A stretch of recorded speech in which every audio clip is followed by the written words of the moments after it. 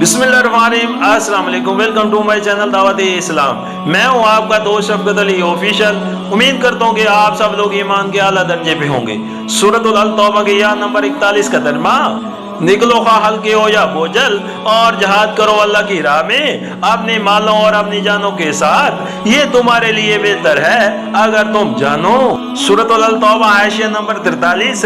हल्के और बोझल के अल्फाज बहुत वसी मफहूम रखते हैं। मतलब ये है कि जब निकलने का हुक्म हो चुका है तो बहरहाल तुमको निकलना चाहिए, ख्वाह बर्राज़ो और रग़बत में, ख्वाह बक़रहत में, ख्वाह खुशहाली में, ख्वाह तंग दस्ती में, ख्वाह साजो सामान की कसरत के साथ, ख्वाह बेसरो सामानी के साथ, ख्वाह माफूक हालात में, ख्वाह नामाफूक हालात में, ख्वाह जवां व तंदरुस्ती में, ख्वाह ज़ईफ़ व कमजोरी में। सूरतुल तौबा की आयत नंबर 42 का तर्जुमा, ए नबी सल्लल्लाहु अलैहि वसल्लम, अगर फायदा सहल असूल होता और सफर हल्का होता तो वो जरूर तुम्हारे पीछे चलने पर आमादा हो जाते, मगर इन पर तो ये रास्ता बहुत कठिन हो गया। अब वो खुदा की कसम खा खा कर कहेंगे कि अगर हम चल सकते तो यकीनन तुम्हारे साथ चलते। वो अपने आप को हलाकत में डाल रहे हैं, अल्लाह खूब जानता है कि वो झूठे हैं। सूरतुल तौबा हाशिया नंबर 44। यानी ये देखकर कि मुकाबला रोम जैसी ताकत से है और जमाना शदीद गर्मी का है और मुल्क में कहत बर्फा है और नए साल की फसलें जिनसे आस लगाई हुई थी कटने के करीब हैं, इनको तबूक का सफर बहुत ही गहरा महसूस होने लगा।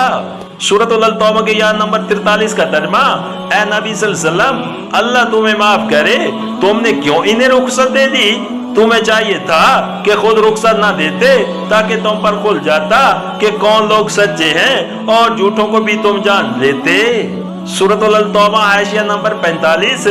बाज मुनाफिकीन ने बनावटी उज़रात पेश करके नबी करीम सल्लल्लाहु अलैहि वसल्लम से रुखसत मांगी थी और हजूर सल्लल्लाहु अलैहि वसल्लम ने भी अपने ताइबी हलम की बिना पर यह जानने के बावजूद कि वो माज बहाने कर रहे हैं, इनको रुखसत अता फरमा दी थी।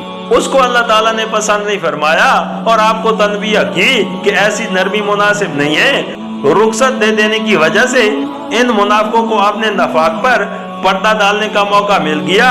अगर इन्हें रुखसत न दी जाती और फिर ये घर बैठे रहते तो इनके झूठे दावे ईमान बेनकाब हो जाते।